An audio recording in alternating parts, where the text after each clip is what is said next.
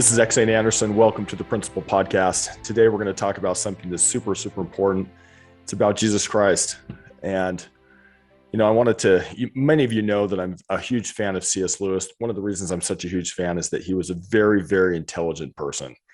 And he was very, very good at explaining why he was a Christian.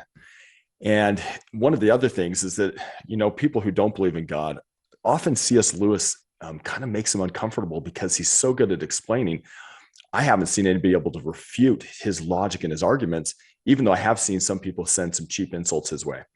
So I want to read a quote about just something that C.S. Lewis said that I think is important. I'm quoting him. I believe this is in Mere Christianity. And so I'm going to begin the quote now. I am trying here to prevent anyone saying the really foolish thing that people often say about him. I'm ready to accept Jesus as a great moral teacher, but I don't accept his claim to be God. That is the one thing we must not say. A man who was merely a man and said the sort of things Jesus said would not be a great moral teacher. He would either be a lunatic on a level with the man who says he's a poached egg, or else he would be the devil of hell. You must make your choice. Either this man was and is the Son of God, or else a madman or something worse. You can shut him up for a fool, you can spit at him and kill him as a demon, or you can fall at his feet and call him Lord and God. But let us not come with any patronizing nonsense about his being a great human teacher. He has not left that open to us. He did not intend to. We are faced then with a frightening alternative. This man we are talking about either was and is just what he said, or else a lunatic or something worse. Now, it seems to me obvious that he was neither a lunatic nor a fiend. And consequently, however strange or terrifying or unlikely it may seem, I have to accept the view that he was and is God. God has landed on this enemy-occupied world in human form. End quote.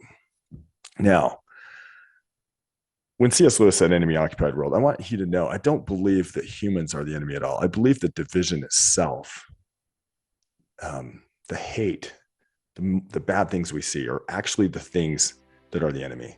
We're not talking about human beings being the enemy. We're talking about that the world itself is in control of forces that are frankly at odds with God. I think that's important. But I want you to know, I do believe Jesus Christ is what he said he is. This is X.A. Thank you for watching the Principle Podcast today. This is X.A. Anderson. Thank you for joining me on the Principle Podcast today. I wrote a book called What I Want My Children to Know Before I Die that has a lot of my thinking and thoughts about the best principles. For those of you going through painful times right now, remember with Christ, our greatest pain can become our greatest strength. In fact, our pain, I believe, is just our superpower in embryo.